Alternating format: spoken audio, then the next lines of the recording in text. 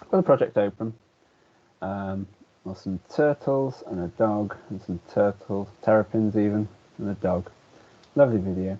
The audio in there at the moment is just the background audio. It's not very nice, but because you can't hear anything on Teams from my screen, it doesn't really matter.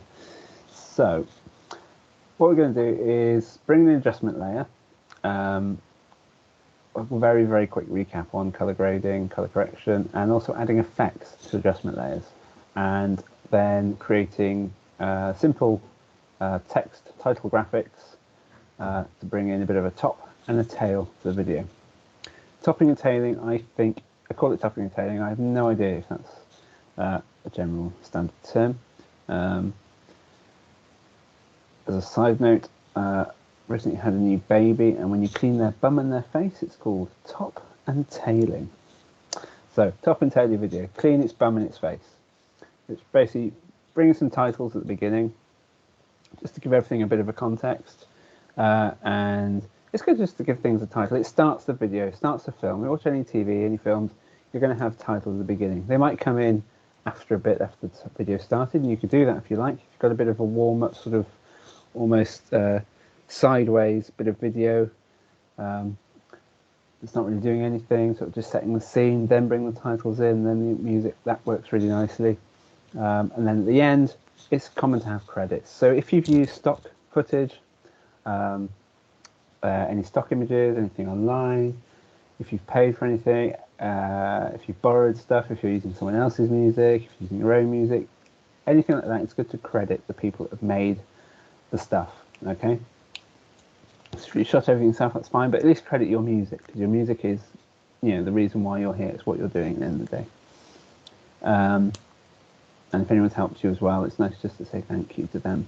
And it kind of just rounds everything off. Gives it a little copyright as well, so that you prove that it's yours. So if it's on YouTube, without titles and credits, anyone could just take it and go, oh, it's mine. There's nothing proving otherwise. Okay, so let's get started with that. So I'm going to lose this adjustment there, and we'll start with a fresh one. I'm just going to move my screen, so my laptop is in front of my main monitor, so I can't look at my manly chest. And I'm going to go to a little thing down the bottom in your project window, little file, new item, adjustment layer. And do stop me at any point. If you're lost, stuck, confused, just say, whoa, hold on there. So create new adjustment layer, the width and height. It's set automatically to the size of your sequence. I'm currently in 1080p HD. And your adjustment layer pops up in there. You might have your layout set to a list, or you might have something else. Horses for courses. I'm going to rename my adjustment layer so I know what's going on. I'm going to call this one color. I'm going to do some very quick color stuff to that, and then I'm going to make a new one for effects. So I'm just going to drag that in to the top there, stretch it out to the length of my video, and adjustment layers, as I mentioned before, just act as almost like a sheet of cellophane or acetate over the top of everything else. You can add color, effects, things to them, and it'll affect everything else below it. So I find this kind of an easier way to grade the whole video. You could go into every individual clip and do it that way. And if you're color correcting, so trying to make sure everything looks like it's from the same family, because it might be that you've shot things on one camera, different times of day, but you want it to make it look all a bit together, you might want to do it that way. Hide over this, just going over some adding effects and adding titles and credits and stuff like that to a video. Starting off just recapping the color grading very, very, very briefly, because it's the same sort of technique as I like to sometimes add effects with. So yeah, a bit of colouring in there. You go to Lumetri Colour, and then I'll probably just do some basic stuff to this, just to give it a bit of, bring up the contrast, I usually bring the highlights down, pump up the shadows, bring it up the whites actually, bring down the blacks, just gets a bit richer, and a bit more contrast. Actually, bring the shadows to about there, that's nice, and creative. Bring in some blues into the shadows. Maybe it was maybe a pinky colour actually. No, a bit more golden. The highlights. There we go. And then curves, just giving the overall bit of extra contrast with an S curve. There we go. And I'm quite happy with that. And if I get rid of it, that's what the original looked like. Yeah, looks a bit more cinematic. Let's check the other bits of video I've got here. Bit of the dog as well. It's nice. Okay. So that's that. And effectively the same thing can be done with effects. So if you want to kind of add an overall effect to your video, or if you want to add lots of little bits, sometimes it's kind of, I find it sometimes easier to do it with an adjustment layer. You can just go straight in with your clip, obviously. And go to effects, go to video effects. Don't go overboard on video effects. I rarely need to add them unless there's something specific I really want to be doing. For instance, I think I've got a kaleidoscope effect in here. I do, but it's one that I've downloaded. So I sort of found a free kaleidoscope thing, downloaded that, but that'll be handy. And it's actually a really cumbersome, annoying kaleidoscope effect. It doesn't work too easily. Oh, it's not too bad. If I go into my effect controls up here, basically it makes lots of crazy mirror effects. So in the effects there is mirror anyway. I'd probably then start animating that and doing some stuff. Anyway, get rid of the kaleidoscope. That's not a great start. Let's try let's do something more for the colour, I suppose. Let's think about simulation. For the image control, what we've got here. Colour of place, that might be fun. So bring that into my clip. I'm going to make another one of the adjustment there in a sec just to see. So I'm going to get my target colour. What do we have? So you need to hold on. Let's target the greens.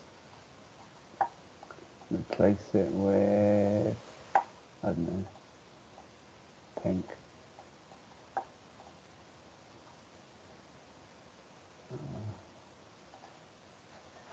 There we go, that's suitably hideous. Something effects like that, that's fine. And I think, this is pretty cool. But I want to add it to everything, so I'll just make another adjustment layer. So again, sorry, down there, adjustment layer. And it'll pop up in here, and then rename it, otherwise you're done with hundreds of adjustment layers, and call this effects.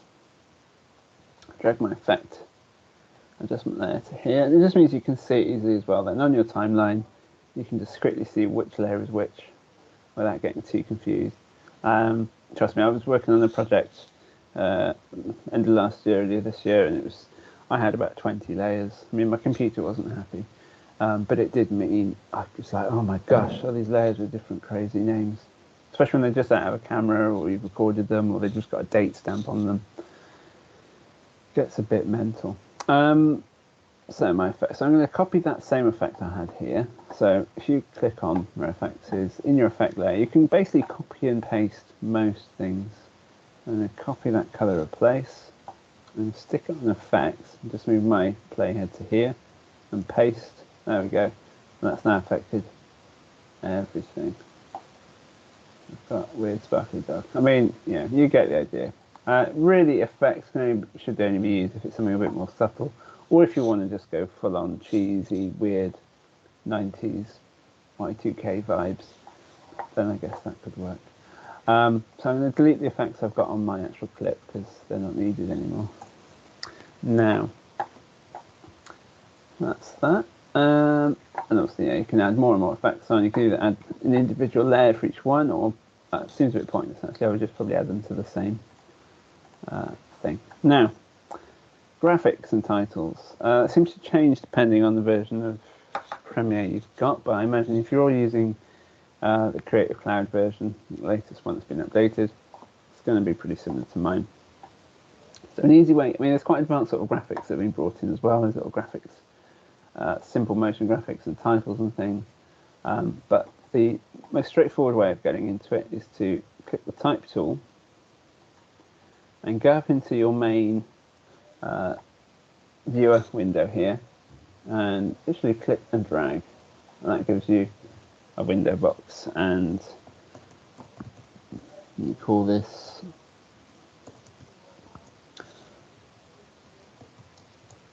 Turtles in Time. It's a good reference to any Ninja Turtles fans out there.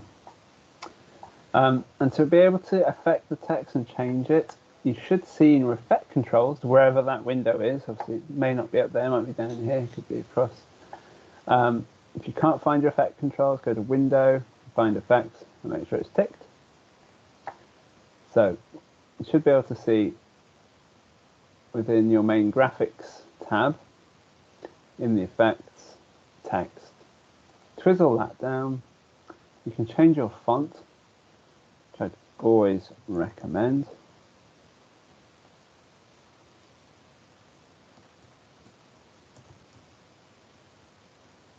Okay. You can change text size, obviously.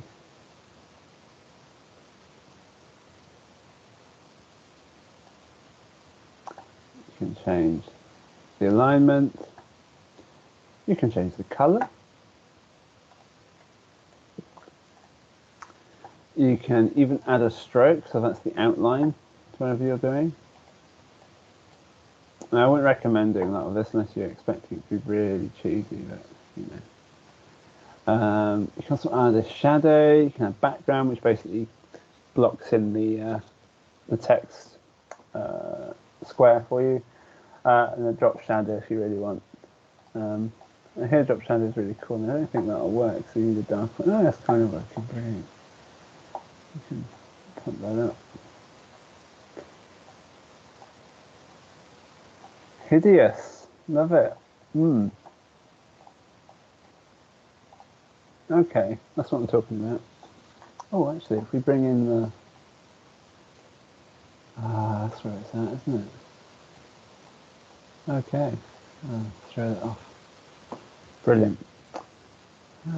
Just thinking, I was getting excited then. I wonder if we can actually animate the drop shadow to sort of do that. But I don't think you can.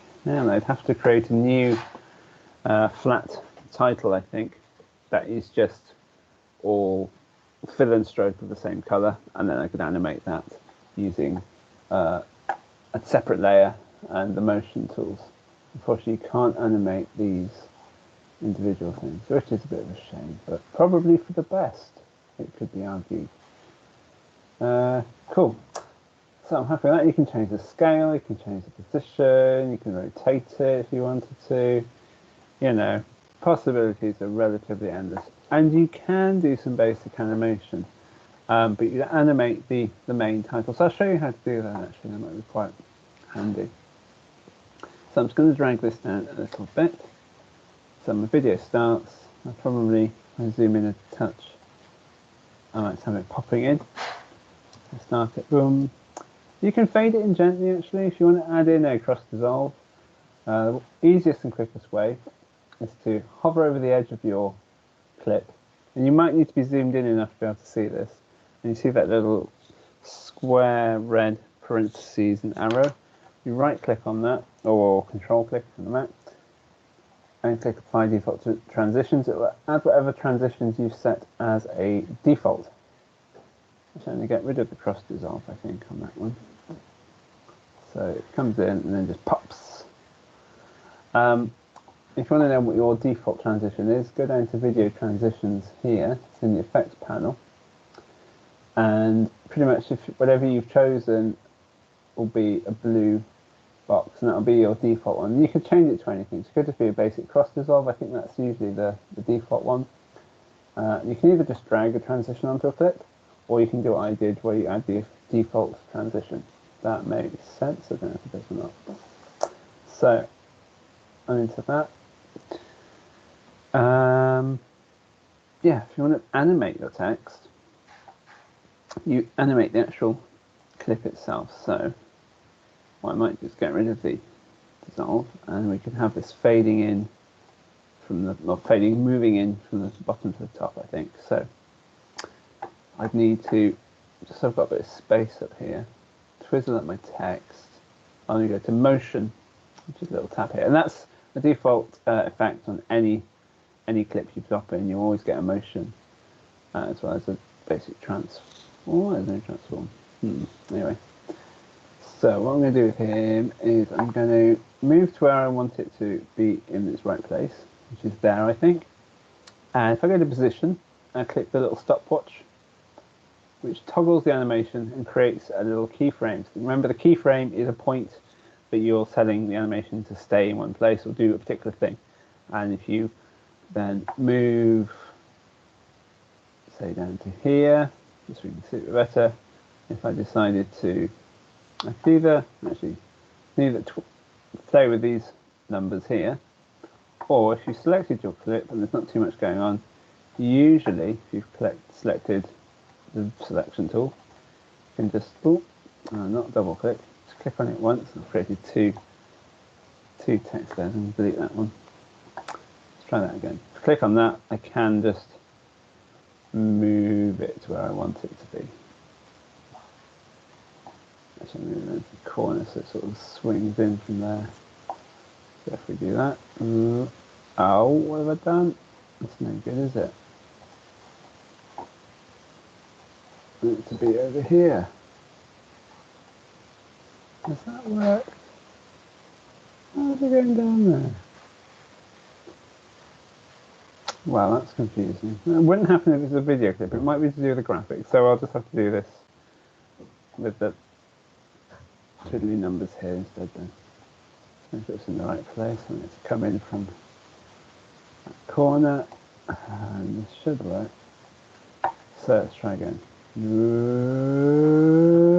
Bum. Great. Let's press play, just see. Boom. Great. Actually, what we might do is once it gets to there, maybe it can just go up in the other direction. So if I click here, that's fine. If you want to duplicate your keyframe, so I'm thinking, right, I want it to stay one place for this amount of time, you can either click that middle one there, and I'll just create a new keyframe based on the last one, or you can just copy and paste the keyframes, okay? So if you've got a number of keyframes that are doing a particular thing, you want to loop that, you can just copy and paste, copy and paste, copy and paste, which can be quite handy. So that's pretty cool. I don't know if it's cool, that's the wrong word, I guess. Actually, no, it's hella cool. Who am I kidding? Go to the edge there, boom, and not go quite there, just so you can see the keyframe properly. And I think what we'll do with that is, yeah, you can go off the same direction, and up we go. Cool, so let's watch this now. Boom. Whoop. Amazing. Full of goodness. Let's zoom out a sec. So that's kind of 101 in titles. And I do think it's good to add a credit page to your video. It's good to have it to get into. So further down the line, you might get funding for particular projects. You want to add in who sponsored you or funded you. You want to add their logos in. You might just want to add your own logo in if you've made a logo, or you're doing a particular band, or band's got a logo, or you've got a logo. Adding a copyright as well, just so you prove that it's you that's made it once it's out in the wild west of the interwebs. So I'm going to make another text box. So I'm going to click on Type tool.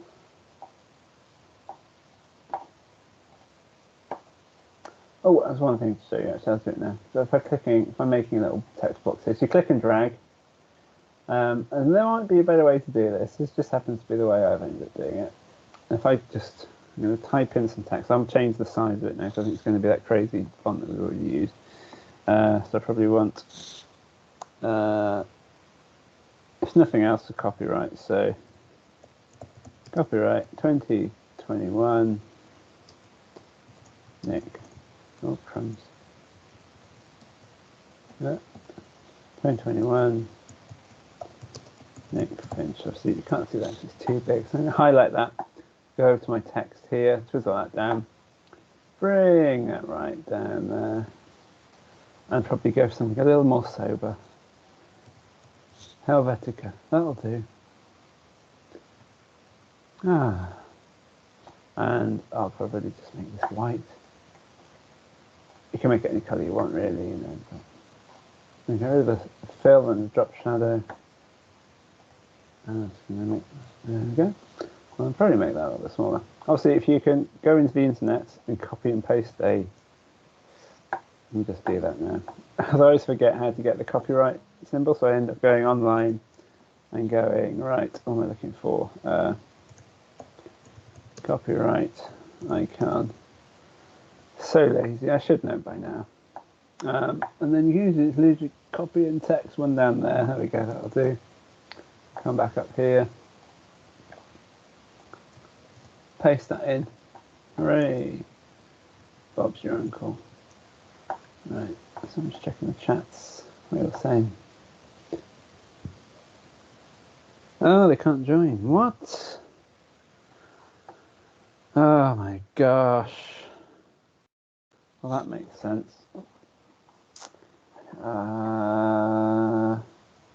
That's weird. Well, you guys have managed it. I will.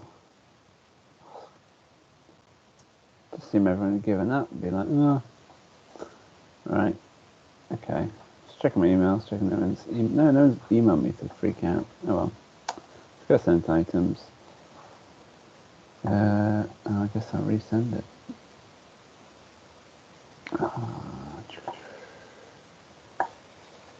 Sorry, just going to do this quickly. As quickly as I can.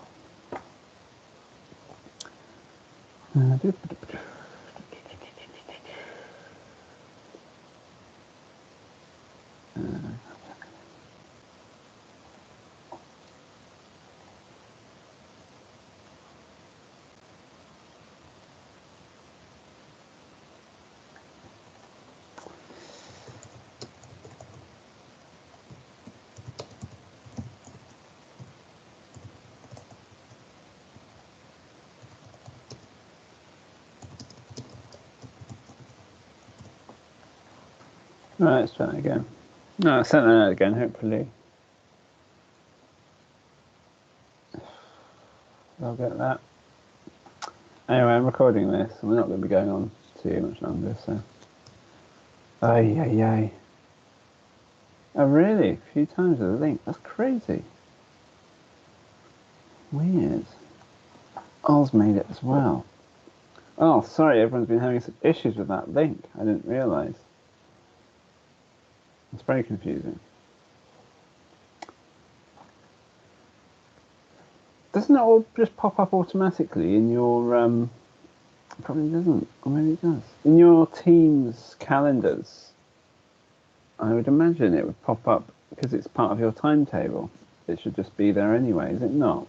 Do you not have your different sessions with different people in the calendar as a default? You might know, I don't know how you get to view your team's calendar thing. Anyway, I sent the email out again. Ol's made it. You guys have all made it. I don't know. Lead a horse to water. Where was I? Adding a credits. So, got myself a little credit here. Credit window. I'm just gonna shrink that down a bit. That's showing that add in all rights reserved as well.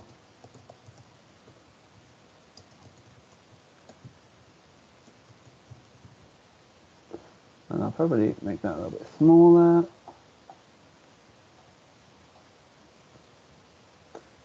Or, yeah, that'll do. And I'm going to bring this down to here. And I might make another little title as well, just to, this will pop up once we're there. I think. So riddle up to the edge of the video. Video ends. That pops up there. Maybe a bit later. There we go. Right, that's all I'm going to do. Keep it well simple. But you obviously put in whatever credits you want. So if someone's helped you, if you've taken stock footage, stock music, if people have helped you video, edit, dance, whatever is needed, make music, it's good to credit people just to make everyone happy. Don't want to go on for too long. Okay, so we've now got title at the top, zooms out. We've added some effects as well, some really hideous pink effect, replacing the colour. I was at a loss of what effects to do. Don't often add effects in. This is a specific need. I see in After Effects, it's kind of different stories, the effects that kind of make your video do stuff. Cool, that's it, goes in, pop, done. That's that really, and then exporting it. Oh, before I do that, has anybody got any questions or anything with that sort of general idea, just creating titles, adding effects, things to do, not to do? Any questions on that?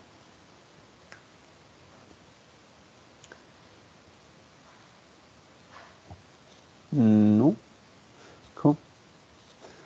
All right then. So you can go to export, media,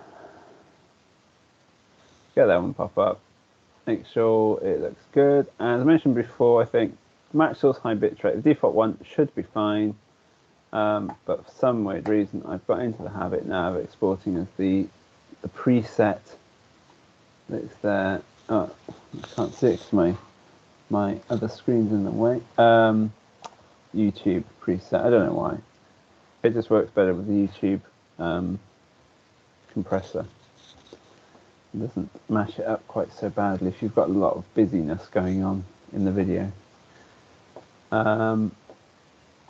It's great and give it a name, because otherwise it'll be the random name or whatever the last name of the clip you had going on. I'm just going to stick it on my desktop for now.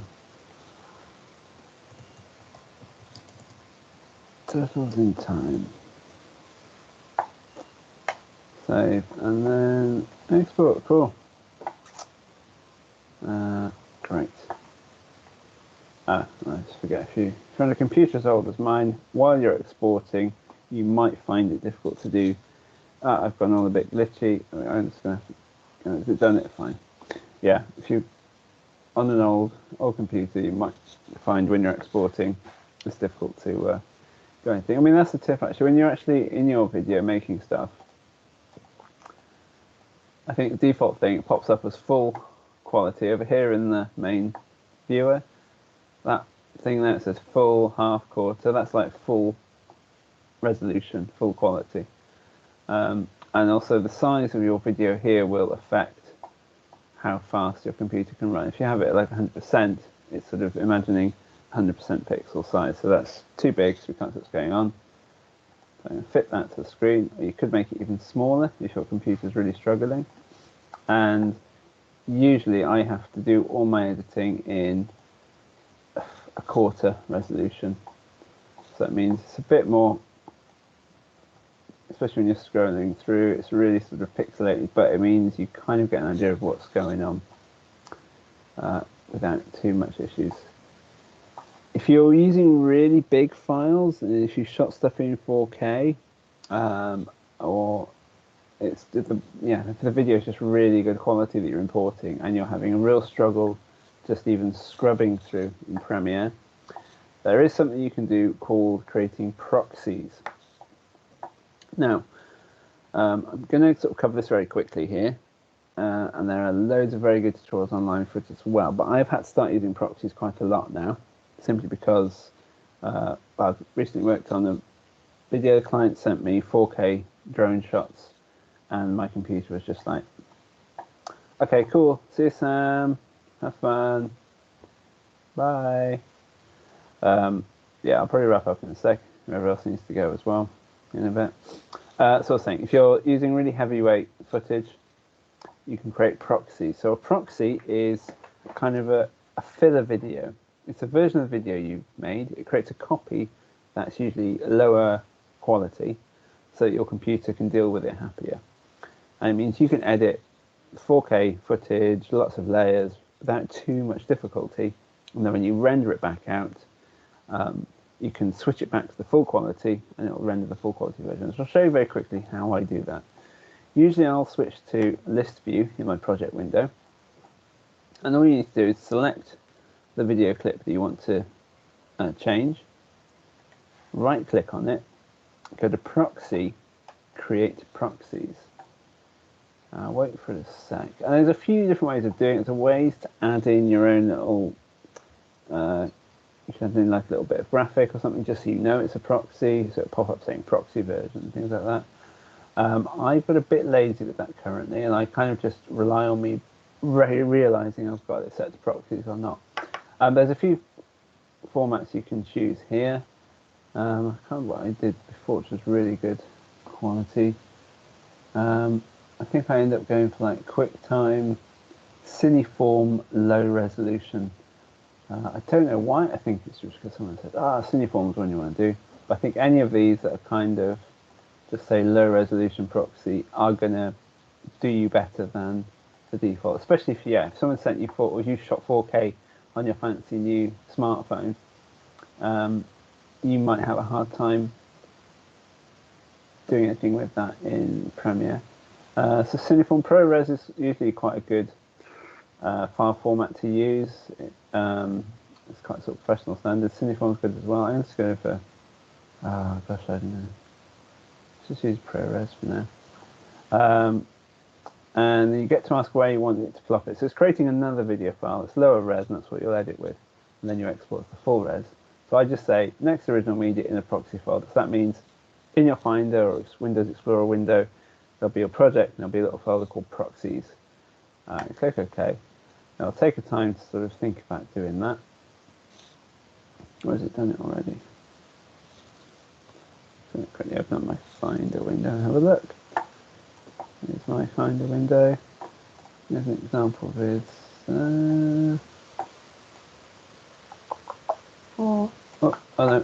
it's going to do it in Adobe Media Encoder. That's great. And it's non-responsive. Oh no, it's opened up again. There we go. So these days it opens up Adobe Media Encoder. What was that? Oh, that's something else. Oh, that's what I'm doing. So it'll go through. Oh, crikey.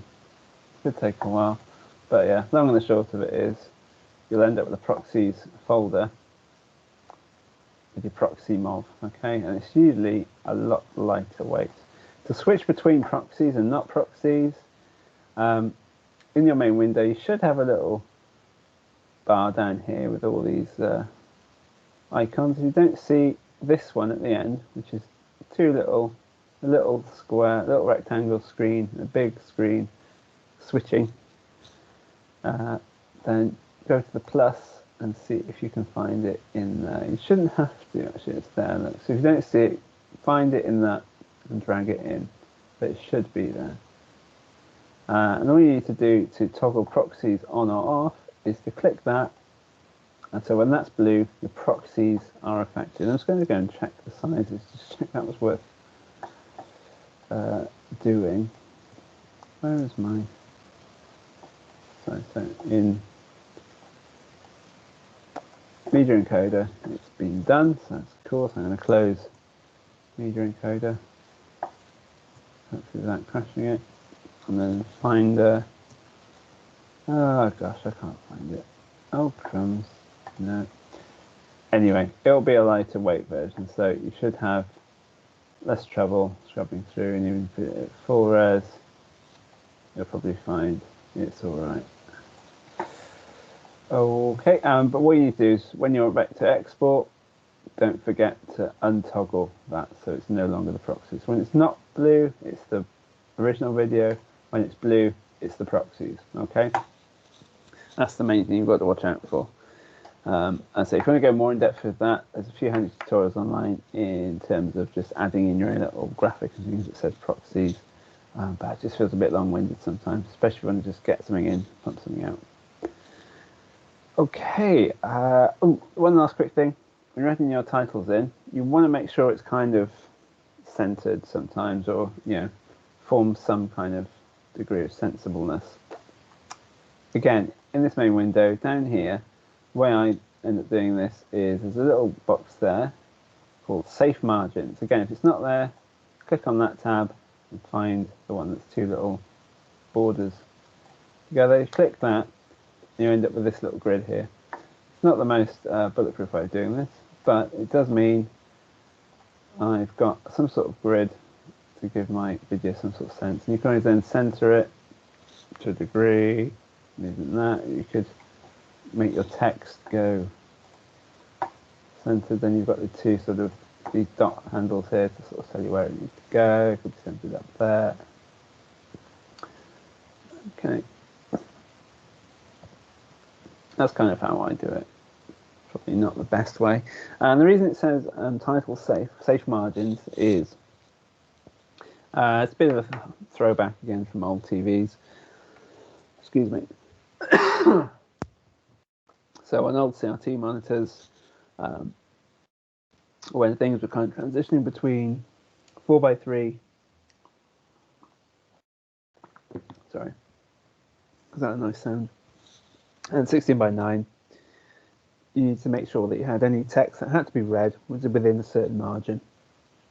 And it's still good practice now, I think. So just make sure it's within that margin. Any text that you've got should be within that inner margin.